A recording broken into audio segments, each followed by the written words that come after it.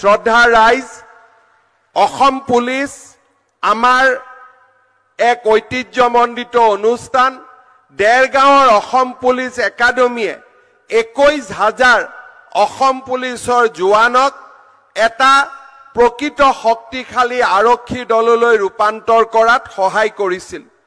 এই দেৰগাঁৱৰ পুলিচ একাডেমীক আমি লাচিত বৰফুকনৰ নামত সমৰ্পণ কৰি আজি 167 কোটি টকা ব্যয়েৰে এই একাডেমীৰ ভৱন, পুলিচ মিউজিয়াম আমি নিৰ্মাণ কৰি উলিয়াইছো।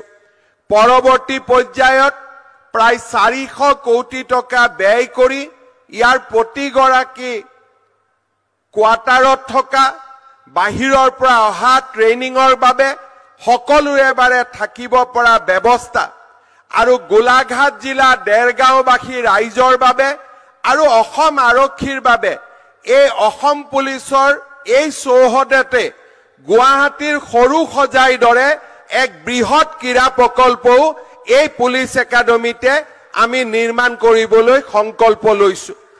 ইয়াতে যেতিয়া আমাৰ ষ্টেডিয়াম হ'ব, সুইমিং পুল হ'ব, ঘোঁৰা দৌৰৰ আমাৰ ইকোডিষ্ট্ৰিয়ান গেমছৰ ইয়াত ফেচিলিটিজ থাকিব। অকল অসম পুলিচে নহয়, গোলাঘাট জিলাৰ ৰাইজেও ইয়াৰ পৰা উপকৃত হ'ব।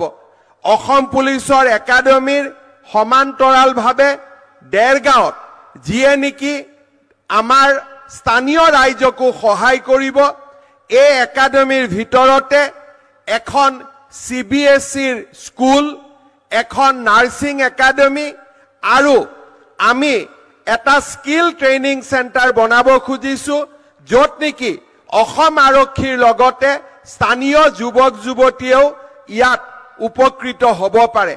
আৰু যদি ভগৱানে আমাক সাহস দিয়ে, নৰেন্দ্ৰ মোদী ডাঙৰীয়াৰ আশীৰ্বাদত, অমিত শ্বাহ ডাঙৰীয়াৰ আশীৰ্বাদত কেতিয়াবলৈ দেৰগাঁৱত এখন পুলিচ মেডিকেল কলেজো নিৰ্মাণ কৰাৰ বাবে আমি সংকল্প ৰাখিছো, যাতে ইয়াৰ পৰা স্থানীয় ৰাইজো উপকৃত হ'ব পাৰে।